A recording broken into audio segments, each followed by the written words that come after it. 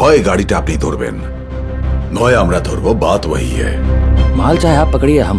ঝাড়খণ্ডের মাদক পাচার চক্র এবং তার সঙ্গে যুক্ত থাকা দুই মাফিয়া দলের কাহিনী নিয়েই আগামী 23শে মে MS ফিল্মসের ব্যানারে প্রযোজক মীনা শেঠি মণ্ডলের প্রযোজনায় মুক্তি পেতে চলেছে পরিচালক সৌভিক দের নতুন ছবি ব্রহ্মার্জন। অ্যাকশন নির্ভর এই ছবির কেন্দ্রীয় চরিত্রে অনিন্দ্য সেনগুপ্ত ও রোহন ভট্টাচার্য, প্রিয়াঙ্কা ভট্টাচার্য সহ অন্যান্য চরিত্রে খরাজ মুখোপাধ্যায়, অমিত শেঠি, জয়জিৎ, সুদীপ মুখোপাধ্যায় প্রমুখ। অর্জুন এমএলএ যদি আমাদের হাতে থাকে তাহলে কে নুন্নু, কে নরেশ আর কে আনন্দ সিং।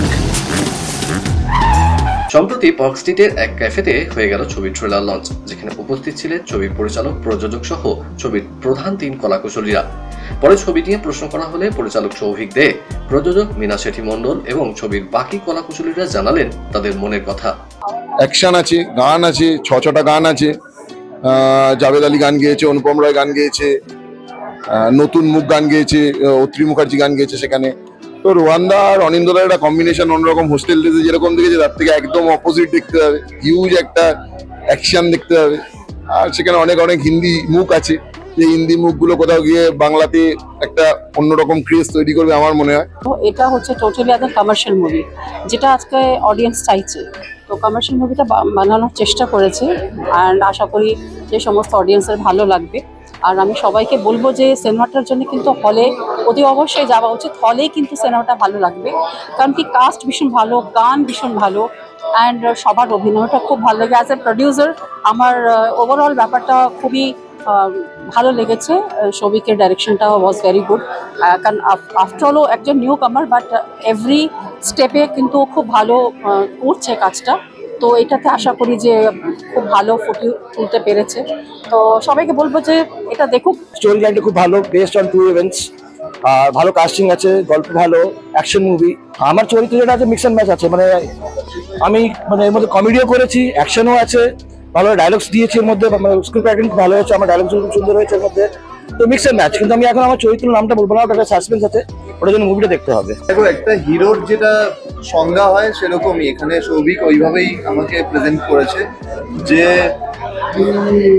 নিজের ফ্যামিলিকে রক্ষা করার জন্য, নিজের বন্ধুদের বাঁচানোর জন্য, বন্ধুদের রক্ষা করার জন্য নিজের প্রাণ দিয়ে দিতে পারে, এরকম একটা চরিত্র। মানে পুষ্পা এতই ভালোবাসে ব্রহ্মাকে যে মানে এমন একটা সিচুয়েশনের গল্পটা দেখলে বোঝা যাবে যেখানে একটা মেয়ের ছেড়ে চলে যাওয়া উচিত, তাও পুষ্পা থেকে যায়, ওকে মানানোর চেষ্টা করে বা ওকে বোঝার চেষ্টা করে। সব থেকে বড় জিনিস সেটা হচ্ছে Pushpa is a very understanding girl. আর মিস্ট্রি তো আছে। অভিজ্ঞতা আমি এই ছবিটা করে জানতে পারলাম ও প্রচুর ঘুমায়, আর এটাও জানতে পারলাম ও সারাদিন ডিম খায়, আর এটা জানতে পারলাম যে আমাদের ডিরেক্টর সিনের থেকেও বেশি কমেডি করে। আর কি জানলাম, আমরা খুব সুন্দর জায়গা। হ্যাঁ, এটা আমি বলতে যাচ্ছিলাম, ঝাড়খণ্ডটা আমরা খুব ভালো করে এক্সপ্লোর করেছি।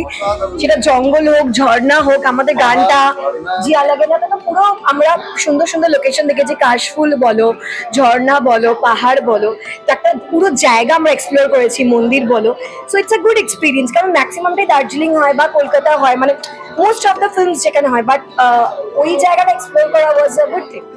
প্রিয়াঙ্কা কি জানতে পারলাম? প্রিয়াঙ্কা দারুণ গান গায়, গাইতে বলো। এটা কমেডি, এটা বাজে কথা, আমি একদম গান গাই না। জিয়া লাগে না যদি এক লাইন হয় প্লিজ।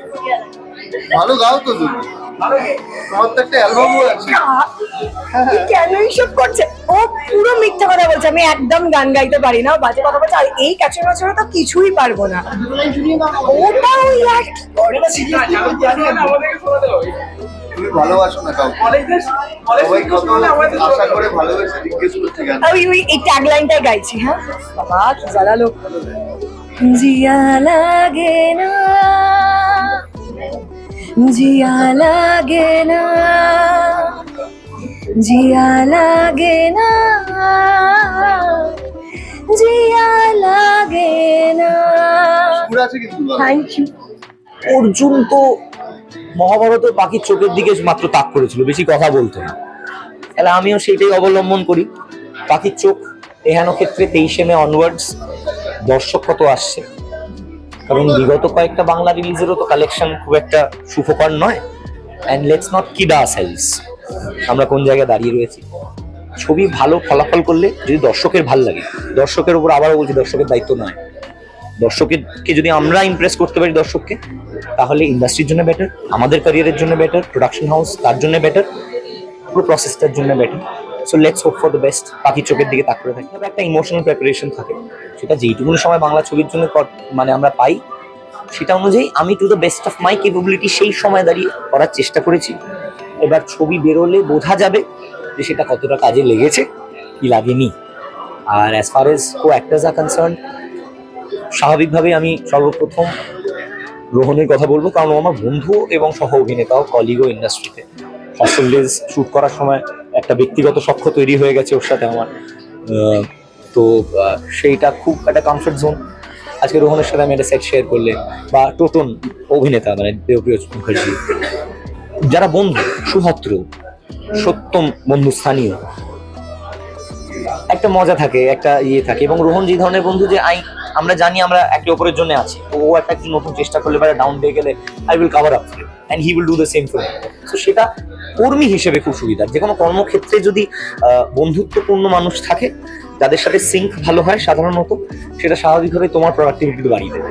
তোমার ক্যামেরা পার্সনের সঙ্গে তোমার সিঙ্ক ভালো থাকলে স্বাভাবিকভাবে তুমি ফোকাস করতে পারবে বেশি কোয়েশ্চেনের উপরে, তুমি জানো, তুমি ভরসা রাখো। So that's